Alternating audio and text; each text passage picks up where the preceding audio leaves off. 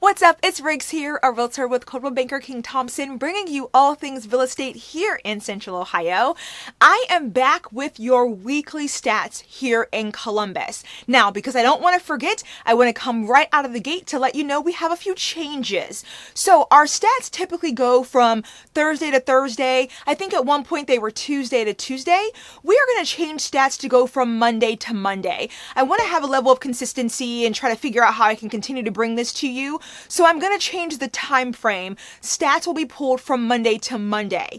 Now, I understand by doing that, I no longer have a fair comparison for you. But don't worry, I've got it all covered. So we're going to cover a few additional weeks just to look at what we were tracking and then compare it to our new tracking. So our old time frame compared to our new time frame. Just keep watching. I got you covered. Okay, so as we've always done, we're going to look at 4 categories. We look at new listings on the market. We look at those transactions or homes in contract.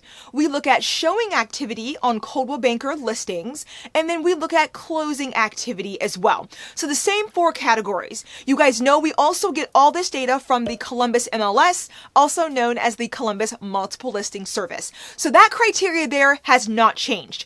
But what I want to do is point this video out right here. I released this video last week on May the 4th, and depending on when you're seeing this, I released this on May the 4th.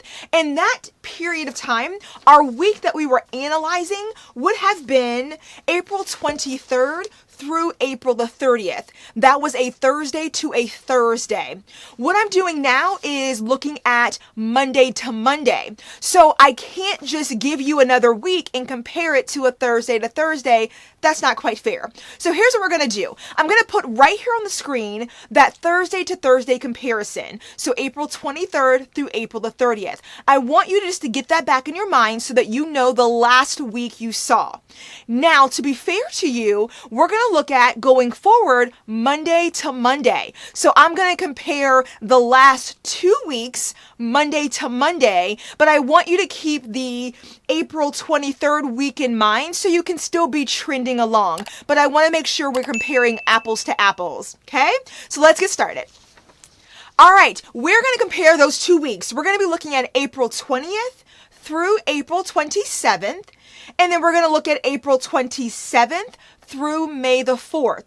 Both of these respective weeks are Monday through Monday, Monday through Monday. So we're going to compare those, but I'll make sure I keep that April 23rd week up here in the corner for you to always reference as well. So let's start with new listings. So new listings for the week of April 20th, there were 678 new listings, with 46% of those new listings in contract in the first 7 days.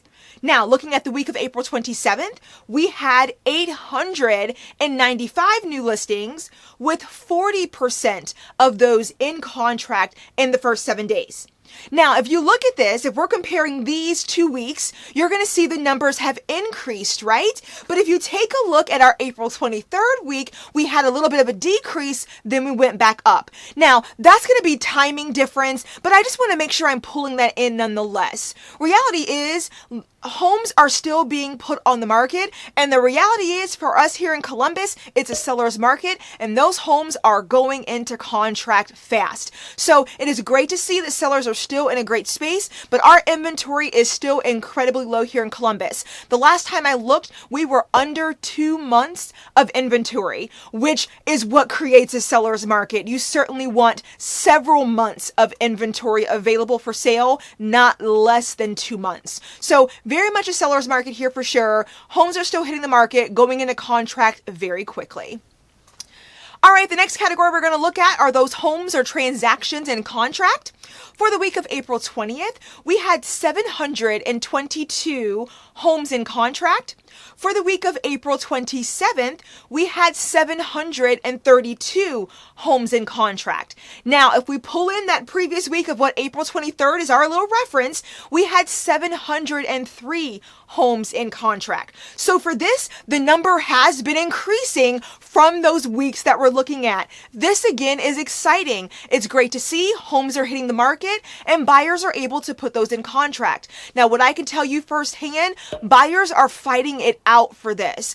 Many of the homes that I have written offers on for my clients in the last several weeks, we have been in a competitive space. And I'm not just talking one other buyer. I'm talking anywhere from 7 to about 15 offers received in addition to ours. So, it's just incredibly competitive is what I'm looking for.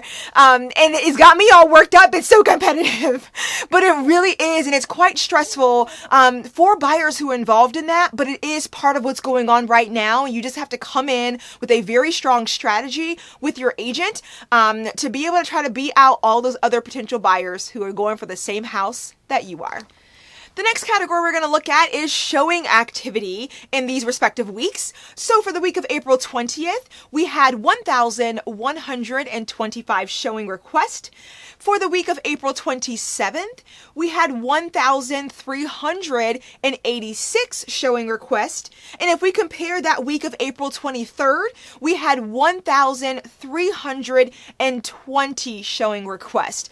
So this is another one that's tracking like our new listings. We kind of had that dip and then things are on the upswing again.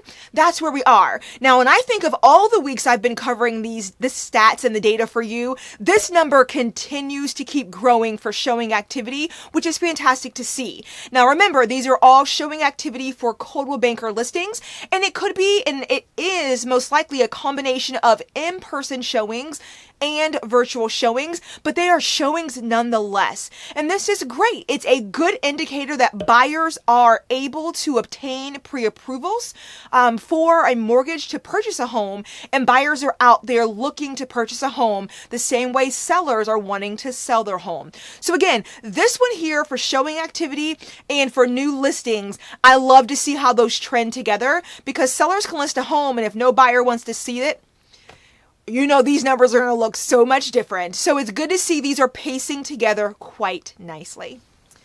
All right, the last category we're going to look at is total closings in our respective time periods. So for the week of April 20th, we had 555 closings in that 7-day period. For the week of April 27th, we had 762 closings during that time. And then for that week of April 23rd, we had 752 closings. So again, this is another one that is pacing up really nicely. And I like to see, I have mentioned this in a previous video or two, but it is great to see buyers are actually able to close on what they're putting into contract. There was a good week of time, maybe even 7 to 10 days, where we saw a little bit of a dip in this. And I do believe it was because of some of those lending changes. Lenders were changing their guidelines, requiring a higher credit score. Some are requiring higher down payment. And then obviously with some buyers getting furloughed or having reduced hours at their current employment, it really was impacting their ability to be able to purchase a home and close.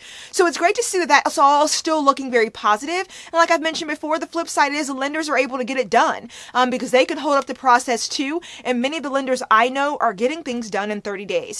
So this is great. The health of our economy in terms of real estate is looking really good from these numbers. Now, what I'll also mention here is talking about interest rates, because I did do that in a previous video or two. For my lending partners that I connect with on a regular basis, they have shared that that interest rates did go up slightly within this last week, but they are still at record lows. So I don't believe they're at the historic record low they were, but they are still very close to that. So again, these numbers prove the point that, interest rates are lower. Folks are seizing the opportunity to purchase a home and get a lower interest rate. I'm going to highly recommend. Well, that's all I have for now. I appreciate you for watching. Thank you for stopping by my channel. If you haven't already, please do subscribe to my channel. I cover everything buying, selling real estate, and all that Columbus is in between all of that. So if that interests you, you want to hit subscribe and hit the notification bell so you don't miss any of my weekly videos.